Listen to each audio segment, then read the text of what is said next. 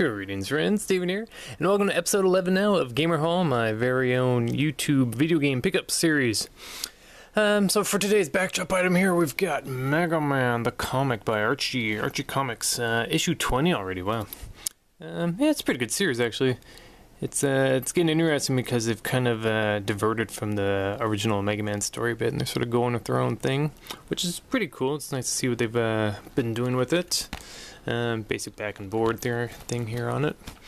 So I'll just leave that in the background. So if you're a fan of Mega Man and and they're pretty cheap comics. Like what is this one? $2.99 American. So yeah, might be something to look into. All right. So in my last episode, it was actually just a really quick thing.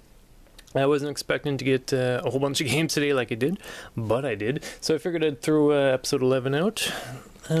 Just a quick update. Here I've got the Nintendo dog bone shaped controller that I showed off in the last one.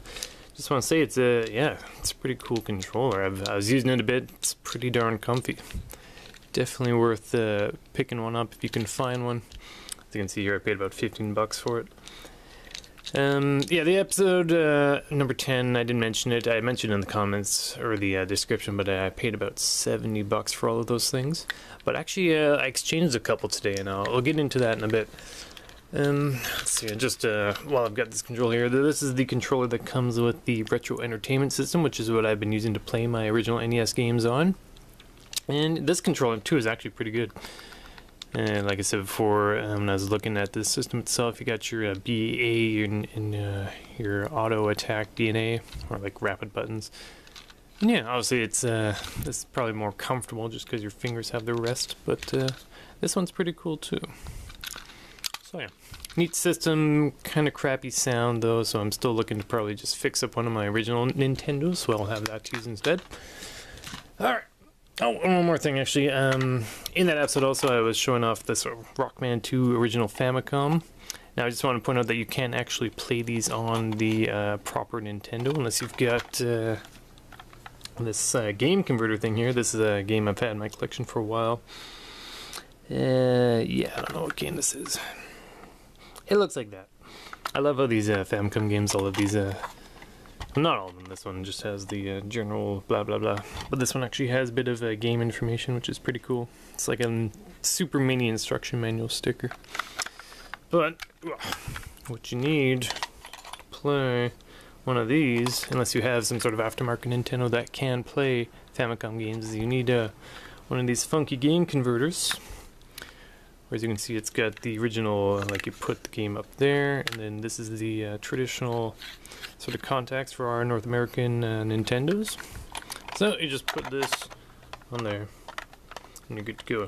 Put that in there, and this fabric here is what you would use to actually pull out the tube. Because if you just pull this one out, you would just get that, and then this would still be stuck in the system, which is not what you want. Okay. So, that little tutorial out of the way. So, like I said, I picked up about another $70 worth of games, actually. But before I show the new things, I'm just going to show a couple things. In my last episode, I had a game, Toki, and I had another game, the Miracle Piano Teaching System. Now, I ended up exchanging those for a couple games today. The Miracle Piano game you can't actually play unless you have the piano adapter for the Nintendo. I thought maybe you could use the one of the controllers or something, but you can't even.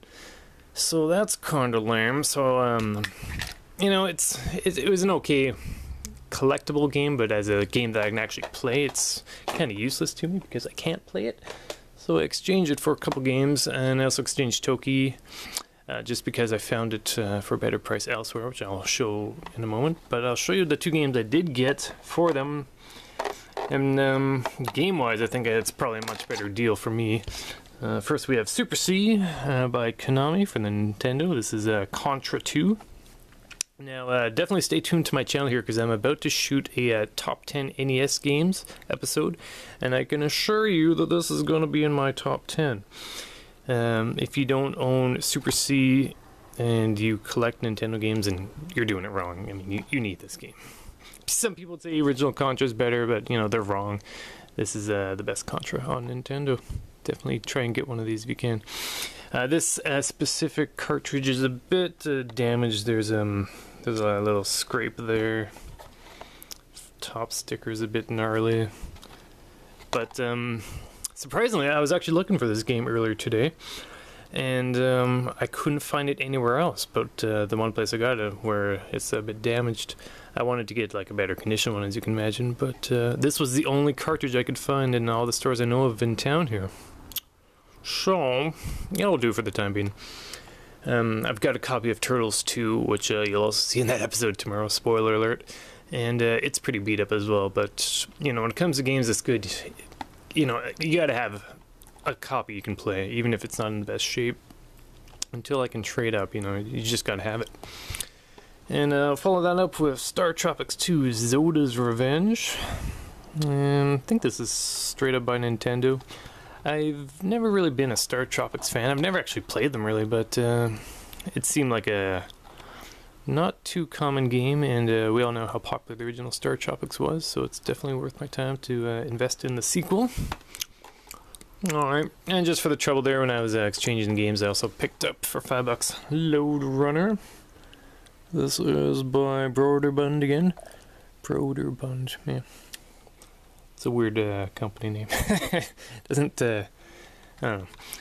And this is one of those 5-screw games you can see here, so it's missing those tabs on the top and all that. But if you have a tiny flathead screwdriver, you can open these up, which is kind of neat. Alright. So the, I've got 1, 2, 3, 4, 5, 6, 7, 8, 9 more games that I picked up today. I actually got these from a pawn store downtown that was kind of infamous for being really expensive, but I think I got some pretty good deals here. Some of them aren't the best games. There's a couple there that are definitely pretty sweet, and this isn't one of them.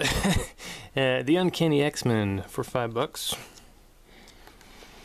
It's sort of one of those overhead looking down, shooting up sort of games. It's kind of crappy, but I'm pretty sure I don't have it in the collection yet. And, you know, $5. X-Men.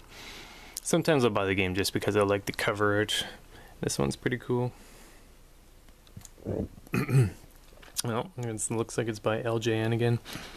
Now, are they a developer or a distributor? They're probably both. Kind of like Activision in a way. Yeah, they probably made this one. It's whatever. It's not that good. We're gonna follow it up with another LJN game, Wolverine. You know, you can't have one without the other, really. And if nothing else, you gotta admit these are pretty badass box arts. Look at that. Raw. It's pretty cool. It's got a little side thing here, and an X-Men mega battle versus his arch nemesis Sabretooth. That's pretty cool. So I guess made by LJN. I don't see any other company name on the title there. Both look to be in pretty good shape. You can see the sponsor likes to shrink wrap its games for whatever reason. Kind of sucks if you want to buy like a boxed game there and it's all shrink wrapped, because then you can't actually take a look. But I guess if that were the case, I would just ask to open it anyways, because if they want my money, I want to take a look at the used games. So, we're going to follow these two up with The Lone Ranger by Konami. Once again, $5 game. I know next to nothing about this game, but like I said, it's got pretty cool box art if nothing else. And, I mean, it's Konami. Like, current day Konami is kind of crap, but vintage Konami, or Ultra Games as they were sometimes called, in North America, they did pretty good work, so hoping for the best on this one. Alright, so what do we got next? Werewolf, The Last Warrior by Data East, once again $5. Yeah, like I said, this store, like I said, they're kind of known for having like higher like eBay prices, but now these aren't the greatest games, of course, but you know, they obviously they made some money off of me today, so yeah, pretty good prices today. I need to go back there more often. I played this game when it was new. I don't remember much of it now. It's kind of a side-scrolling, I guess, hack and slash, because you can see Werewolf here. His arms are also blades, so that's kind of interesting. Made in Japan. I don't know, maybe Japanese werewolves have blade arms. What do I know? Pretty good shape again. And the aforementioned Toki, now from a different store, also shrink wrapped. Sold this one for $10 as opposed to the $15 I paid for the last one. They're both in fine shape, so it's like, yeah, whatever. Gotta love that haircut. Look at that. Sweet. For Toki fans out there, I don't know if you noticed, but there's an HD remake in the works, so hopefully that'll be out pretty soon. I think they're trying to get it on Steam. I'd prefer to play it on the PS3 though, if they can release it on there. Okay, so the next two games are actually pretty cool. This one I might include in that top 10 episode. I'm still deciding on that, but it is Rockin' Cats by Atlas of all people. They've been around for a while, haven't they? This is a very cool game. It's a lot like Bionic Commando, but obviously more cartoony with cats and dogs and whatnot. And his gun here actually shoots, it's like a punching glove that just shoots out the gun, and much like Bionic Commando's bionic arm, you use it to grab onto things and swing around and all that stuff. It's a very fun game, great music. Definitely worth looking for if you don't have it in your collection. As you can see, I spent a bit more. This one was $19.95. If you see my episodes, you know I'm usually spending like less than like $5-10. But obviously, I'm definitely getting back into the Nintendo groove, and this was a game that I really needed to have in my collection, and you should have it too. Definitely look for it. Great, great condition too. The sticker looks pretty good. Alright, now I've been looking at rare games web pages and whatnot online, and I've seen this one come up a couple times, so I was kind of surprised to find it. It is Ghoul School by Electro Brain for the Nintendo. I don't know, is this actually that rare? Looks like it was only $15. Like, I wonder, is Rockin' Cats, like, I know this is going to be probably a better game than this, but is this that rare? I don't know. I'm going to have to look that up again. Also worth noting is that it comes with the instructions, so that's very cool. Cool school. My high school kind of looked a bit like that, actually. That explains it. Just a couple more games here. Nothing as exciting as these two. These are obviously the best titles I'm showing off today. For $5, I got Pinball Dreams for the Super Nintendo by Game Tech. I don't know, I was just kind of in the mood for like a old school 16-bit pinball game, and I don't know if I've ever really played this. I thought it might be cool. Kind of boring cover, it's just a pinball on fire blasting through the air. And I don't remember if this game was any good or not. Jurassic Park Part 2, The Chaos Continues by Ocean. First game I remember, it was like an overhead top-down shooter again, and you'd play as Dr. Grant, but you'd whenever you entered a building, you'd play in this sort of mode 7 Doom style kind of mode. That was kind of cool. I don't know if this is the same thing. Maybe it's more like the Genesis game where it was a side-scroller. I don't know. Looks like we've got a sticker on the back that I did not notice when I bought it. The Entertainer. The good old days. If nothing else, I could always just remove those or replace the back cover now that I've got that screw bit to do so. Yeah. Alright, dudes, well, that's pretty much it. So, I hope you enjoyed episode 11 here. I almost want to call episode 10 part 2 because the last episode was pretty quick. But like I said before, I was trying to organize all my Nintendo games, and it's definitely taken a while. Right behind me, I've got a few stacks of them that I don't even know where to put them. I need to buy more shelves. I should do a shelf shopping episode or something. I won't do that, that's silly. But, you know, just finding a place for all these games. It's fun to collect them and all, but once you have them, it's just tricky to find a place to put them. Ah, well, whatever. 99 problems, right? So, yeah, thanks so much for watching again. It's, what is it, December the 15th now, so we're almost to Christmas. So I wish you all a happy holiday, and I hope your Christmas goes well.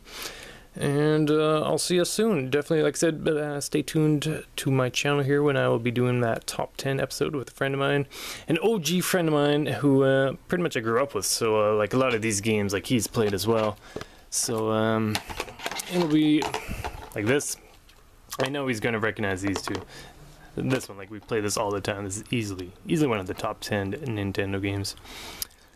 So yeah, I look forward to that episode, and yeah, thanks so much for watching. If there's any other videos on my channel that you want to see more of, like more Skylanders videos, for example, let me know.